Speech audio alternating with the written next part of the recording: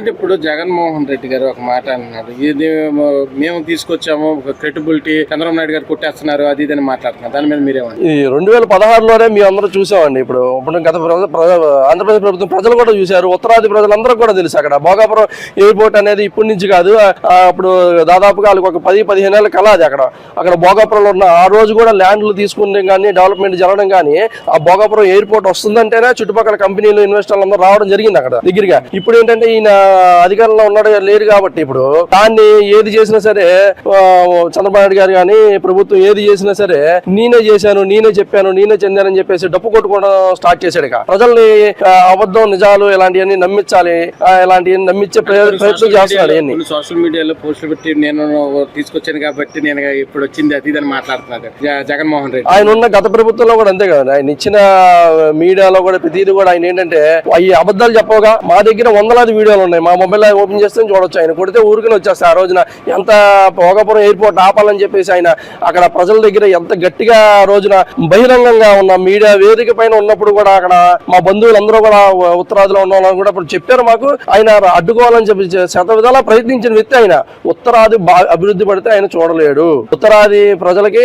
ఎందుకంటే ఆయనకి అక్కడ ప్రభుత్వం ఆయన బలంగా ఇప్పుడు మీరు చూసుకోవచ్చు. జగన్ రెడ్డి గారు అలా అమ్మగారిని అక్కడ నిలబెడితే ఆయన లేని పరిస్థితి అక్కడ. అందుకని ఆయనకు ఉత్తరాది అంటే ఆయనకి ప్రజల మీద ఆయనకు మక్కువ లేదు ఆయనకి. కాకపోతే అంటే ఆయన ఇప్పుడు ఏంటంటే ఆయన మళ్ళీ ఇదే స్టాండ్ తీసుకొని నేను చెప్తేనే జరిగింది, నేను చెప్తేనే తీసుకొచ్చారు అనేది ఆయన ఒక ఉద్దేశంతో ఇలాగా వీళ్ళు సోషల్ మీడియా ఉంటారు కదా, వీళ్ళు జగన్ రెడ్డి గారి దగ్గర ఇలాంటి సోషల్ మీడియాలోనే ఇలాంటి పుకార్లు పుట్టించడం స్టార్ట్ చేశాడు.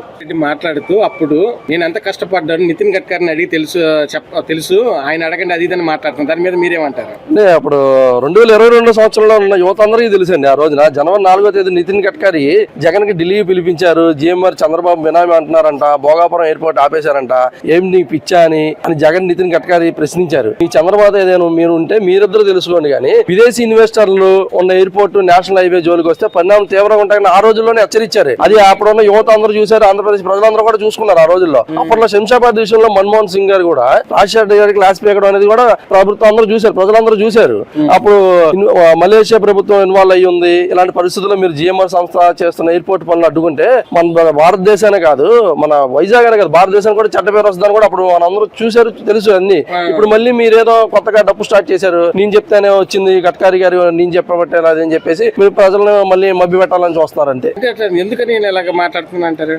లేదండి, ఇప్పుడు వంటవరకు అధికారంలో ఉన్నాడు, ఈరోజు అధికారం పోయింది, అధికారం లేదు, ఏదో ఒకటి బయటికి తీసుకురావాలి, లేదంటే ప్రభుత్వం చేసే పథకాలన్నీ కూడా నేను చేశానని చెప్పుకోవాలి ప్రజలకి. అలాంటి ఉద్దేశంతో ఉన్నారు. వాళ్ళ సాక్షి మీడియాలో ఏముంటుందంటే అంత అసభ్య ప్రచారాలు ఇలాంటివన్నీ చేసుకుంటూ వాళ్ళు కాలం గలుపుకుంటూ వెళ్తున్నారు అంతే ప్రస్తుతానికి. జగన్మోహన్ రెడ్డి అనే వ్యక్తి అతను అవసరం లేదు అన్న ఎయిర్పోర్ట్ ఇప్పుడు చంద్రబాబు నాయుడు కంప్లీట్ చేసిన తర్వాత మేమే చేసామని అంటున్నాడు. ఇది ఎంతవరకు కరెక్ట్? చెప్పుకోవడానికి చాలా మంది ఉంటాయి, చేసేవాడు ఉండాలి. అధికారం ఎవరన్నా అది చేయగలరు, అందరూ చేయలేదు. మాటలు చెప్పుకోలేరు. ఎయిర్పోర్ట్ వద్దన్నాడు మనదాకా, ఇక్కడ 150 కిలోమీటర్ల లోపల ఎయిర్పోర్ట్ వద్దన్నాడు. ఇవాళ ఎయిర్పోర్ట్ వచ్చిందంటే నేనే ఇచ్చానంటే అది జనాలు నమ్మే అంత పరిస్థితులు లేదు. జనాలు చాలా తెలియనిలు, అంత అమాయకులు ఎవరు లేదు. ఉత్తరాంధ్రకి అయితే మంచి జరిగింది. పక్కనే విజయనగరానికి మనకి మధ్యలో వచ్చిందంటే ఆనందించవలసిన విషయం. ఇప్పుడు గతంలో చూసినట్లయితే అక్కడ ఎర్ర బస్సులు కూడా వెళ్ళవు, అక్కడ అది అవసరమా, అంత డబ్బులు ఖర్చు పెట్టారు అనుకొని జగన్మోహన్ రెడ్డి మాట్లాడాడు. అక్కడ విశాఖపట్నం ఎయిర్పోర్ట్ లో కూడా ఏగలు తోముకుంటున్నారు, ఇక్కడ ఎయిర్పోర్ట్ అవసరమా అని ఇలాగ ఏలం చేసినట్టు మాట్లాడు. ఇప్పుడు కంప్లీట్ అయిపోయేటప్పటికి ఇది నేనే కంప్లీట్ చేశాను, నేనే చెక్ కాబట్టి చేశాను అన్నానికి చెప్తాను కదా, మాట్లాడని చెప్పొచ్చు, కానీ పని జరిగేది మాత్రం జరిగిందా లేదా అని మనకు తెలియదు. జనాలు అనుకోవాలి కదా, జనాలు అనుకుంటున్నారు పని జరిగింది. ఎర్ర బస్సు వెళ్ళాలంటే ఇప్పుడు ఎర్ర బస్సు చాలా పల్లెటూళ్ళు వెళ్తాయి, ఎందుకు వెళ్ళలేదు? వెళ్తాయి కాకపోతే మనసు ఉంటే మార్గాలు పోవాలంటే ఎన్నో కూడా ఉండదు కదా. మంచి ఉత్తరాంధ్రకి అయితే వెరీ గుడ్. జగన్మోహన్ రెడ్డి భోగపురం అనేది అవసరం లేదు అన్న వ్యక్తి ఇప్పుడు కంప్లీట్ అవగానే అది నేనే చేశాను, ఆ క్రెడిట్ అంటే నాదే అని చెప్తున్నాడు. ఇది ఎంతవరకు వస్తాను? ఒకప్పుడు అతను పరిపాలన ఉన్నప్పుడు అది భోగాపురం ఎయిర్పోర్ట్ అవసరం లేదు, ఇక్కడ సరిపోద్ది అన్నారు కదా. మరి ఇప్పుడు జగన్మోహన్ రెడ్డి పరిపాలన అయిపోయిన తర్వాత చంద్రబాబు నాయుడు గారు వచ్చారు, పూర్తిగా తీసుకున్నారు ఇక్కడ ఎయిర్పోర్ట్ ఉండాలి అనేటువంటిది. అంటే శ్రీకాకుళం, విజయనగరం, విశాఖపట్నం 3 జిల్లాలకి అనుకూలంగా ఉంటది ఈ ఎయిర్పోర్ట్ పెట్టడం వల్ల. ఇప్పుడు పెట్టడం వల్ల చాలా ఎక్సలెంట్. చంద్రబాబు నాయుడు గారికి ధన్యవాదాలు చెప్పుకోవాలి. ఇప్పుడు జగన్మోహన్ రెడ్డి గతంలో చూసినట్లయితే ఇక్కడ విశాఖపట్నంలోనే ఎయిర్పోర్ట్ ఉంది కదా, అక్కడే ఏగలు తోలుకుంటున్నారు. ఇక్కడ ఎందుకు, ఇక్కడ ఎర్ర బస్సులు కూడా రావు, అలాంటి వాటి ద్వారా ఎయిర్పోర్ట్ ఎందుకని దాన్ని ఎగతాళిగా మాట్లాడాడు. ఇప్పుడు కంప్లీట్ అయిన తర్వాత ఇలాంటి మాటలు, ఇది నాకు క్రెడిట్ అంటే నాదే అన్నట్టు చెప్పుకొని తిరుగుతున్నారు. అతను ఏం క్రెడిట్ లేదు ఇందులో.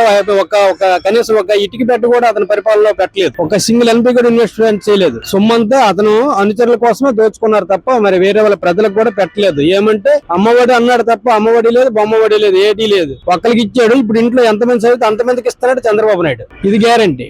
ఇది ఎంతమంది చదివితే అంతమందికి ఇచ్చడం మేలా, ఒక్కరికి ఇవ్వడం మేలా?